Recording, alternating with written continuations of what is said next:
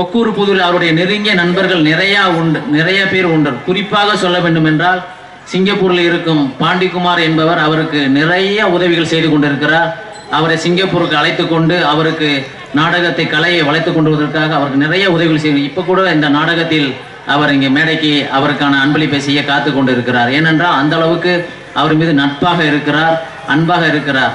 அதே என்னுடைய குடும்பம் மட்டும் கிடையாது, இங்க இருக்க அத்தனை பேர் குடும்பங்களே விமானத்தின் மூலம் பார்த்தது கிடையாது.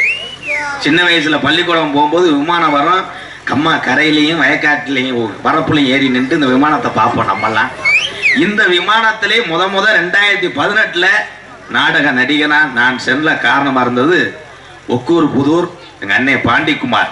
எங்க அண்ணனுக்கு பாதம் தொட்டு நன்றி. பாண்டிக்குமார் அண்ணன் மறக்கவே மாட்டேன். எம்கேஆர் அன்பாலயம் அந்த கட்டடத்துக்கு அத்தனை தமிழர்களும் உதவி செஞ்சிருக்காங்க. எனக்கு அதிக உதவி செஞ்சது ஒக்கூர் புதூர் எங்க அண்ணன்